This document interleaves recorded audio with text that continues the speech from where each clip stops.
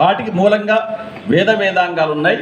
వాటిని పెద్దల ద్వారా గురువుల ద్వారా తెలుసుకొని చిన్న చిన్న సందేహాలంటే నేను వేదం చదవలేదంటే నాకేం తెలియదు, నేను ఉపనిషత్తు చదివి నాకేం తెలియలేదు. చిన్న మన ధర్మం ఎంత గొప్పది, హిందూ ధర్మం ఎంత గొప్పదంటే ఓరు లేయవి యొనరించిన నరవర అప్రియము తన మనంబునకవు తాను ఒరులక విషేయకునికి పరాయణము పరమధర్మపథము శుత్వా చైవాభిధార్యతం ఆత్మన ప్రతికూలాన్ని పరేషాం సమాచరే. మహాభారతం చెబుతోంది. మహాభారతం వేదముల యొక్క సారం పంచమ వేదం. అందులో ఉన్న ఒక్క పద్యం మీకు వినిపిస్తున్నాను, ఒకే ఒక్క పద్యం. ఏం చెబుతోంది? ఎదుటివాడు ఎలాంటి పని చేస్తే నీ మనస్సుకు బాధ కలుగుతుందో, నీకు కష్టం అనిపిస్తుందో అలాంటి పని నువ్వు ఎదుటివాడికి చేయవద్దు. ఇంతకు మించిన ధర్మం లేకపోవాలి. అదండి ఇవన్నీ ఎన్ని గ్రంథాలు క్రోడీకరించి ఎంత క్షుణ్ణంగా పరిశీలించినా ఇంతకు మించిన ధర్మము లేదు అని మహాభారతం పంచమీద మనం చెబుతాం. దీనికి ఒక ఉదాహరణ చెప్తాను. వారి మీద బాణప్రయోగం చేశాడు. వారి పడిపోయిన కింద రాముడు దగ్గరికి వెళ్ళాడు. వారి ప్రశ్నలు వేశాడు.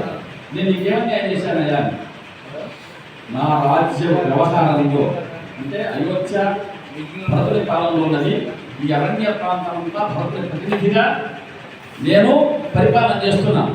ఇక్కడ అన్యాయం జరిగింది. ఆ అన్యాయాన్ని అధర్మాన్ని అణిచివేసేటువంటి బాధ్యత నాది. అధర్మాన్ని ఎదుర్కోసే బాధ్యత నాది. నీవు తమ్ముడి భార్యను తీసుకొచ్చి బలాత్కారాన్ని అంతం పెడుతున్నావు, తప్పుడు అని అడిగాడు. భార్య మాట్లాడలేకపోయాడు. నన్ను సహాయపడితే నేను రావణాసుని చూపట్టి ఎడ్చుకొచ్చిందన్నాడు. ఒరే, తమ్ముడి భార్యను అపహరించిన నీకు ఎవడి భార్యను ఎవడో ఎత్తుకుపోయినట్టే నీకేం బుద్ధి ఉంటుందా సహాయం చేయాలని? పైగా ఎప్పుడే కానీ దుర్మార్గుడితో స్నేహము చేయాలి. అందుకని నేను కొట్టాను. ఇలా 7 ప్రశ్నలు వేసాడు వాలి. 7 ప్రశ్నలకు రాముడు సమాధానం చెప్పిన తర్వాత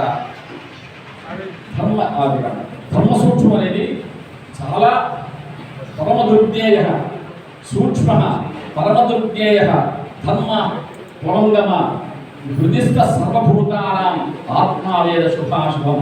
నన్ను అడగద్దు, గ్రంథాలను అడగద్దు, మహర్షులను అడగద్దు, గురువును అడగద్దు.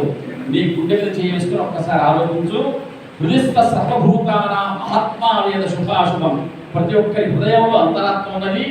అది తప్ప గొప్ప చెబుతుంది. నువ్వు చెప్పన్నావు తప్పైతే నమస్కారం పెట్టాడు అంటే